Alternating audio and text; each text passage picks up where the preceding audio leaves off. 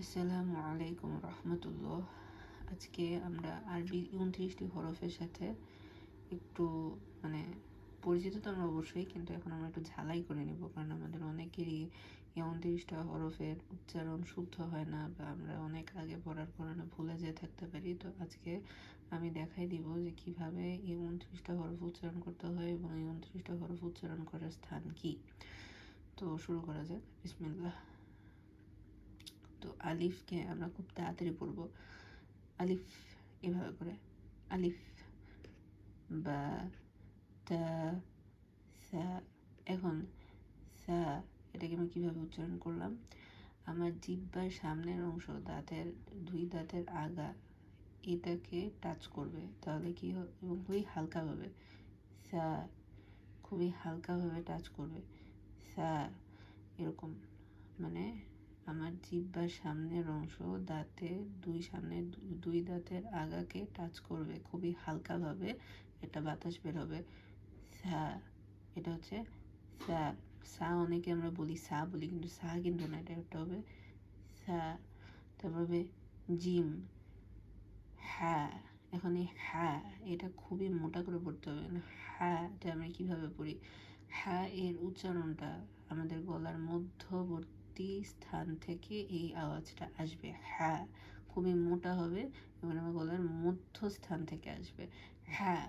কিন্তু খকে আমরা অনেকে হায়ের মতো করে উচ্চারণ করি, এটা কিন্তু ঠিক না। পরেরটাই হচ্ছে, পরের হরফ হচ্ছে খ, কিন্তু খ এবং হায়ের মধ্যে পার্থক্য আছে। খটা আমি কিভাবে বললাম, খটা হচ্ছে আমার একদম জিহ্বার পিছনে এবং গলার উপরে, মানে এরকম একটা জায়গা থেকে খয়ের উচ্চারণটা হবে। এটা কিন্তু হায়ের মতো গলার মাঝখান থেকে আসতেছে না, তার থেকে একটু উপরে আসবে, উপর থেকে এই আওয়াজটা আসবে খ, হ্যাঁ খ, হ্যাঁ খ, এরকম।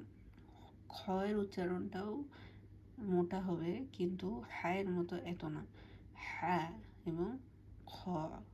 আচ্ছা, তারপরে দাল, জাল,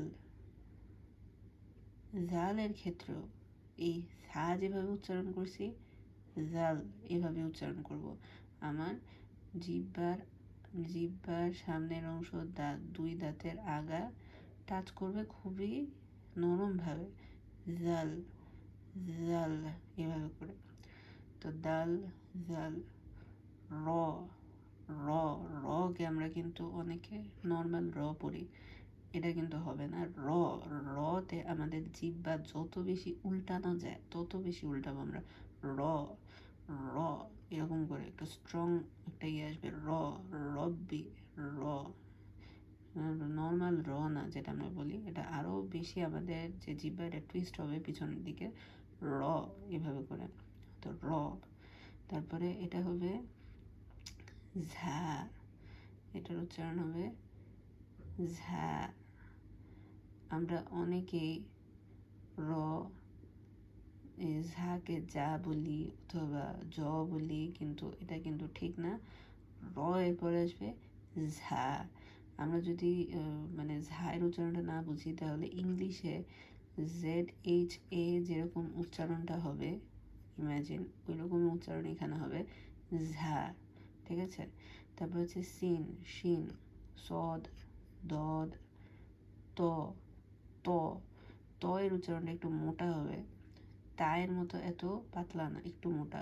মোটা বলতে একটু জোর আসবে এটার মধ্যে, যেমন ত, তা, ত, পার্থক্যটা আমি বুঝাতে পারতেছি না। তা যখন আমি বলি নর্মালি তা, কিন্তু যখন ত বলবো ত, একটু মোটা হবে। হচ্ছে জ, জ, জ, কিন্তু এই যে আমাদের একটা জিনিস মাথায় রাখতে হবে যে সা, জাল এবং জ এই সবগুলোই কিন্তু একই জায়গা থেকে উচ্চারণ হবে, যেটা হচ্ছে আমার জিহ্বার সামনের অংশ, সামনের দুই দাঁতের আগার সাথে টাচ হবে, খুবই হালকাভাবে বাতাসটা বের হবে, সা, জাল, জ, জ, এরকম করে। তারপর আইন, এটা কি হবে আইন, তারপর এটা হবে আইন।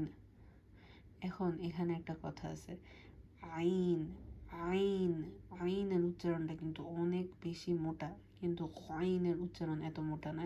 যেমনটা ছিল হা এবং খয়ের ক্ষেত্রে সিমিলার, এখানেও তাই হবে।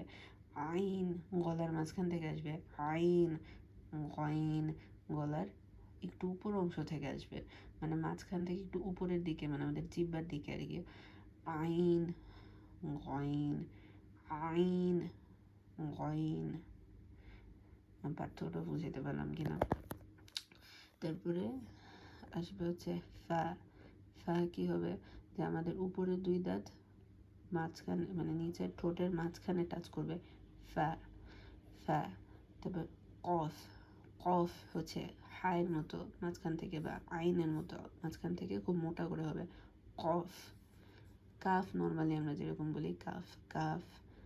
লাম, মিম, নুন, ওয়াও, হা, হামজা, ইয়া। তো এই যে হাটা এখানে আছে, এই হা এবং এই হা, এই দুটার মধ্যে অনেক পার্থক্য, ঠিক আছে। এই হা অনেক মোটা হবে, আর এই হাটা নর্মালি আমরা পড়বো। হামজা এবং আলিফের উচ্চারণ কিন্তু কোরআনে একই। অনেক সময় দেখা যায় আলিফের উপরে একটা হামজা থাকে, তখন আমরা সেটাকে কিন্তু আর আলিফ বলতে পারবো না, বা আলিফের উপরে যখন আমরা কোনো জবরজের পেশ দেখি সেটাকেও আমরা আলিফ বলতে পারবো না, সেটাকে আমরা হামজাই বলবো। তো কোরআনে যেগুলো হচ্ছে খালি আলিফ ব্যতীত জবরজের পেশালা আলিফকে আমরা হামজা বলি,